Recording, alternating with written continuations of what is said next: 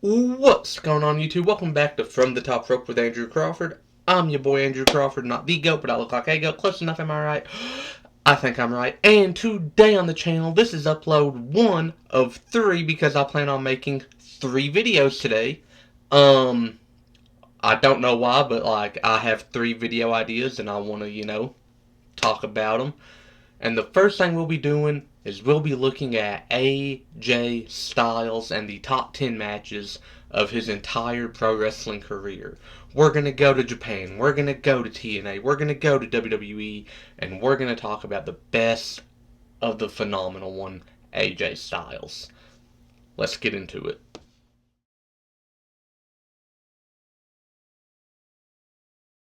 Starting this video off, we will have number 10, AJ Styles versus John Cena at SummerSlam 2016. John Cena shows up on here a lot. 3 times to be exact, which is more than most people. More than anyone, actually. This match was good. This was not Super Cena, but everyone kind of was like, ain't no way Vince lets the crowned prince of the WWE lose to the TNA guy. And then the match happened. It was a great match, an incredible match, a, dare I say, phenomenal match. And AJ won, and so it was like a real, oh, maybe Vince has big plans for AJ. And it was just, it was a confirmation of what had already been going on, where indie guys and people from outside have been getting a little more love with Rollins, Daniel Bryan, and now AJ Styles. But AJ was probably one of the biggest success stories of the indie wrestlers turned WWE superstar trope, and this was a very good way to kind of cement that, and a good building block for what AJ would go on to do in the WWE.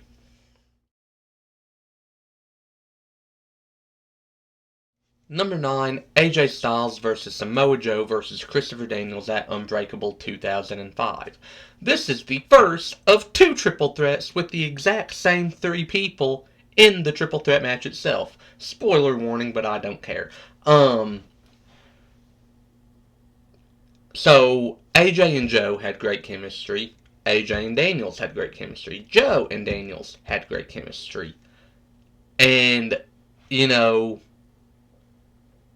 I think TNA really just said, well, if all 3 of these guys have good chemistry with one another, why don't we see if they all have good chemistry when they get put together in a triple threat? And boy, did they. They put on one of my favorite triple threat matches of all time. No, they put on 2 of my favorite triple threat matches of all time. And, if I ever made a top 10 match list for Samoa Joe or one for Christopher Daniels, you can bet your bottom dollar they're going to be on that list just like they are here. Um, I genuinely have more love for the '09 Turning Point triple threat, but this one was kind of just like a building block for what they would do in '09 and how impactful it would be to my fandom, to the wrestling world as a whole. I feel like I love this match. I love AJ Styles. I love Samoa Joe. I love Christopher Daniels. You will hardly ever see me speak bad of any of the 3 men.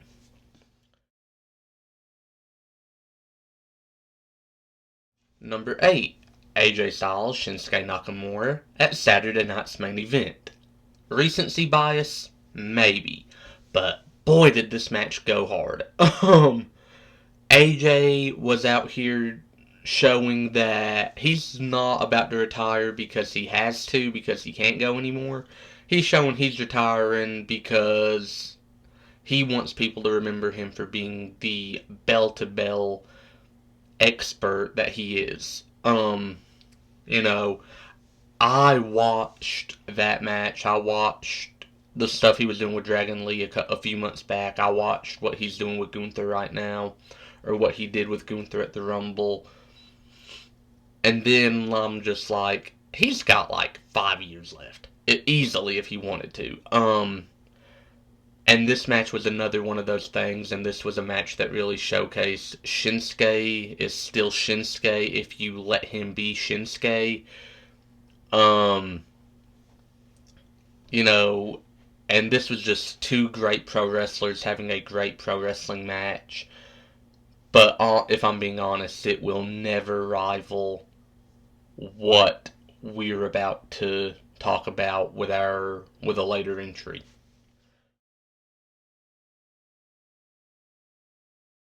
Number 7, slept on AJ Styles and Seth Rollins at Money in the Bank 2019.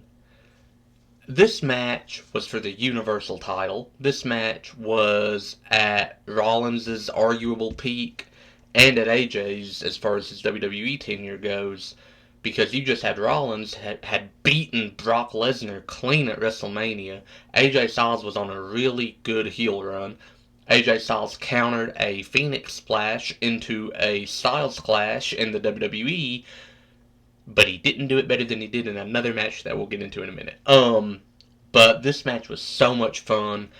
Um, you know, it was an obvious winner from the get go. We all knew Rollins was going to retain, but WWE and more importantly AJ and Seth did a fantastic job of kind of making you believe AJ might have it and Rollins might have a short run. Um, I've got a lot of fond memories of this match. It's hard not to love, especially for me being an AJ Styles fan and a Rollins fan, and seeing these two go at it on a top end WWE pay per view was epic for me at the time. And then for AJ to pull a page out of a match he had in New Japan like 4 years prior, where he hit a Styles Clash out of a Phoenix Splash, was epic. I love this match, but not as much as I love some other matches on this list.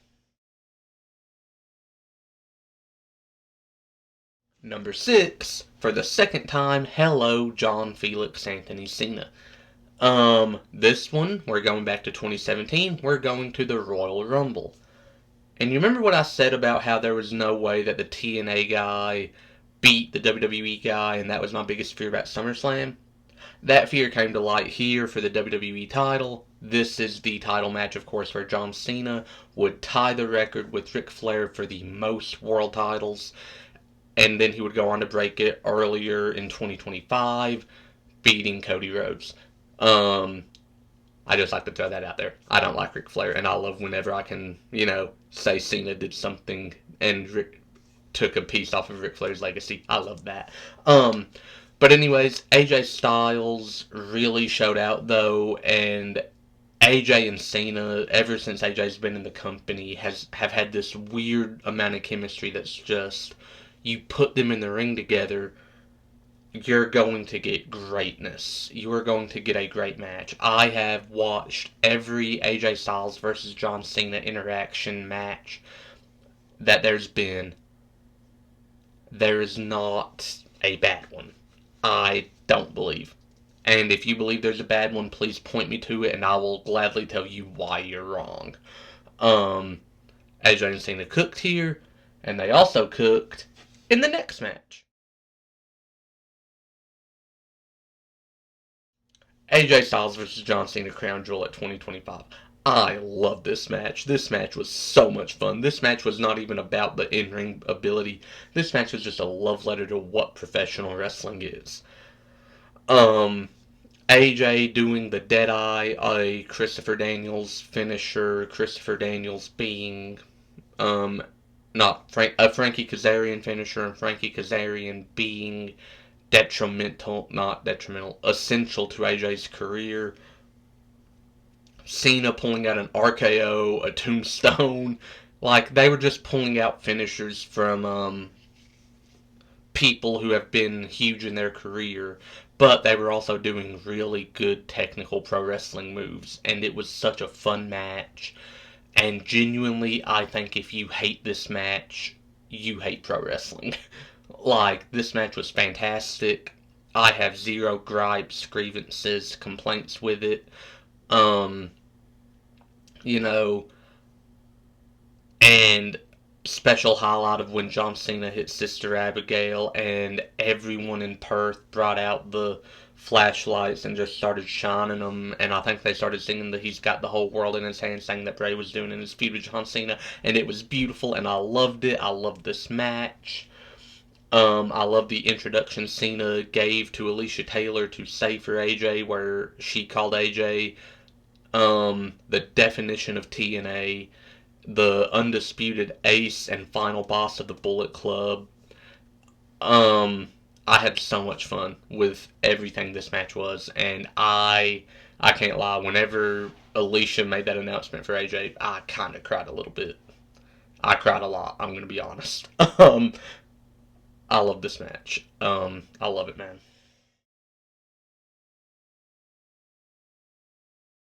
Number four, Kota Ibushi versus AJ Styles in New Japan in 2015 in April. This match was incredible, and it was a showcase to me because as much as I like Kota Ibushi, I've never been overly familiar with what he can do in the ring. Kota Ibushi is as graceful as a gazelle, but he can kick as hard as a donkey. That is what I have come to the um conclusion of. I watched this man kick AJ Styles so hard that I clutched my own chest to make sure my heart was beating and that I was alive. Like, it scared me. And then everything Kota does look like he's trying to murder you and kill you. He hit a Golden Star Power Bomb, which is his Power Bomb finisher, and I swear when AJ came down, it looked like his lungs were about to come out of his chest and he was dead. Um, but it was such a fun, like, it was like 30 minutes of just pure Japanese professional wrestling. In Japan, they don't play. They have this thing called strong style. And it is where their strikes are so convincing. You're like, oh, they're actually hurting each other. Because they're actually hurting each other. I swear this match is one of the most hard hitting affairs I've ever watched. And the finish of the match is my favorite finish ever. Kota Ibushi goes up to the middle top rope to go for a Phoenix Splash, which is a move he is actually very well known for. Kenny Omega, who was in the Bullet Club with AJ at the time, but a former tag team partner of Kota Ibushi in the Golden Lovers, that is what their tag team name was called, distracts Kota Ibushi. Kota goes for the move. AJ catches him, sets up Styles Clash 1, 2, 3, and I saw a hot Facebook reel of it many years ago, right before AJ got to the WWE. And I remember I'm like, there's no way that like they didn't talk that spot over about a bajillion times, or there's no way that AJ could do that with Rollins because Rollins weighs more than Kota, but Rollins can do a Phoenix Splash. Nope, he did it to Rollins too, but he did it to Kota better and it's a fantastic match. And I genuinely think if you don't like this match, you've just never seen it.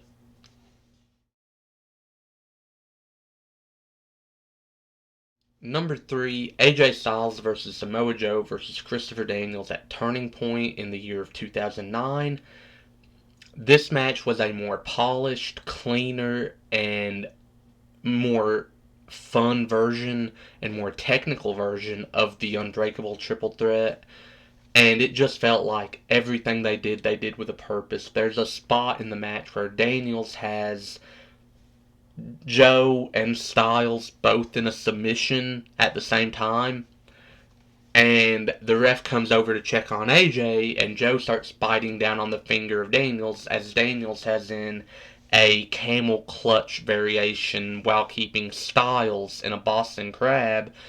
And it was kind of a.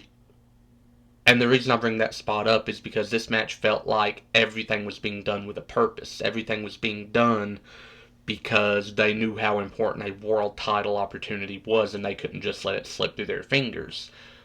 And I think that is showcased all throughout the match with AJ's shooting star to the outside. Daniels hitting the best moonsault ever, pinning Joe 1, 2, the springboard 450 from AJ into the 1, 2, 3 on Joe, eventually winning the match. I love this match. This is my favorite non-WWE triple threat match of all time. Um, and it is very close to being my favorite non-WWE match of all time. Because the majority of my favorite non-WWE matches involve, you guessed it, AJ Styles or Samoa Joe. You got both of them in this one, so obviously. But I love this match so much. Number 2, Kurt Angle, welcome aboard. Um, this was at Genesis of 2010. This is an amazing match. Like, genuinely, this was going to be number 1 had it not been for the most unnecessary AJ Styles heel turn there's ever been. Because AJ turned heel after the match, when I feel like it would have made more sense for AJ to turn heel during the course of the match. And literally, if they'd made that one tweak, I would be arguing that this is AJ's best match ever. But the silver medal's not bad. It just means you're the first loser in some people's eyes. In my opinion, you're the second best. You were almost the best, but you weren't. But that's okay, because this match was still incredible. You got Kurt Angle's mat-based action, you had AJ's high-flying action, and when you put them together, you had a car crash of the two styles. It was amazing. Again, AJ's heel turn did kind of de-escalate how great it was for me, but I'm still not complaining about this match, and I will watch it if you want. If you say, "Hey, let's sit down and watch Kurt Angle and AJ Styles at Genesis," I'm like, "Scoot your butt over, let's do it." Because I do love the match, but, but, and number 1, AJ Styles, Shinsuke Nakamura at Wrestle Kingdom 10. This match I watched right before AJ Styles made it to the WWE. I watched it literally. We had school. I was in a computer class. I watched it the Friday before the Royal Rumble. This match might be my favorite thing AJ Styles has ever done, Shinsuke's ever done, and it might mean more to me than anything else they've ever done. These two men went out there, they put on a strong style match, and it was